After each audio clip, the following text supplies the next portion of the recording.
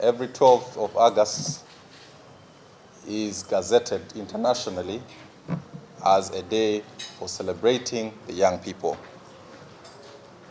We want to express our disappointment in the decision that government took to push this International Youth Day celebration from today, 12th of August, to the 26th, which is 2 weeks from now. Like you are aware, this is not a national day. It is an international day, so it's a shame that it is only our country that is not celebrating this day. This, by all other indicators, may show that we do not necessarily prioritize these youth-related issues. So we want to request and resolve that this must be the last time that we do not join the rest of the world in celebrating a very vibrant and very important resource of our nation, like our young people, on their very special day. Because we've never seen Christmas being postponed, we've never seen other days being postponed. But why should the Youth Day be pushed?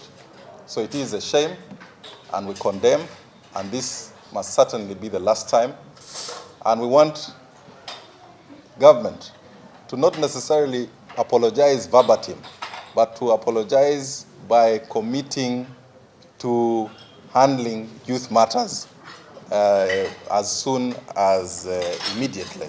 To begin with, I thank the chairperson of the Parliamentary Youth Forum for this initiative, and I thank even his committee members.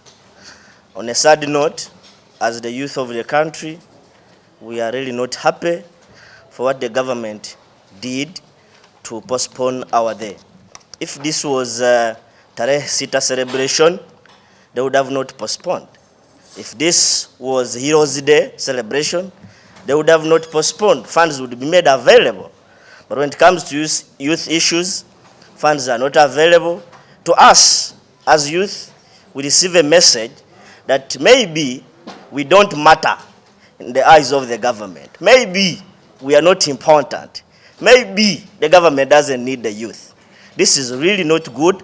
And as the chairperson put up, this should be the last time, because we are not happy as youth of the country. As a leader of students in the country, our simple message to the government is that we've seen a number of scenarios, our graduates leaving countries, going abroad to look for some jobs. This affects the development of our country. We really call upon the government to intensify the skilling trainings of the young people. Because if we are trained, we get those skills that will empower the young people to be job creators as opposed to becoming job seekers. Also, on the issue of the loan schemes, the available funds for supporting students to access the loans, they are very limited. We call upon the government to enhance the funding of this phenomenon, because a number of students outside there, they really need these supports, but they cannot access them because of the limited available resources. Also, as chairperson put it, we have a number of youth who wish to start up their own businesses, but they find themselves being kicked out of the business because of a number of reasons. And one of them, they have always said that power that can enable them to start up the businesses is very expensive.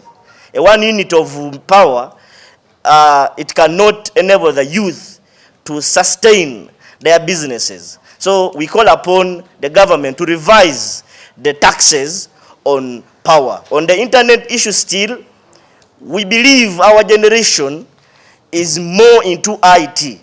But if you look at the costs when it comes to data, they have always left us crying. And the government is on watching. These companies, MTN and the likes, They are busy exploiting and cheating us on data issues. We believe it's the high time something should be done to reduce on the cost of these charges these companies are putting up. Briefly, that's the message we have. But I call upon the youth, as we call upon the government to come in for us, even as the young people, we should also check how we live our lives, how we spend, how we associate. It's the time to know that your health is wealth. If you misuse your health, you're likely not to leave the next generation. So as we live, we should check our expenses. How are we spending? Which kind of life are we living? How are we thinking? So it's the high time for a youth also to check on the mindset of how best we should think for the betterment of our lives and for the betterment of our country. I remain Welunga Yusuf, the president of Uganda National Students Association, UNSA. Thank you, Chairperson, for mobilizing this event. We are pleased as Twaweza to take part and also be able to share a bit of what the young people of Uganda think.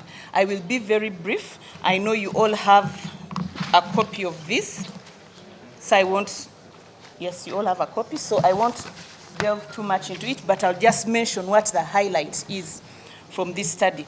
Most of it is indeed in line with the motion that the Honorable presented to Parliament, and this shows that there is unfulfilled potential in the business environment for young people, because the young people are very enterprising, they are very optimistic about the economy. Even in these current times post-COVID, young people are very optimistic. We see that if they were given a cash gift of 350,000, 87% say that they would start a business.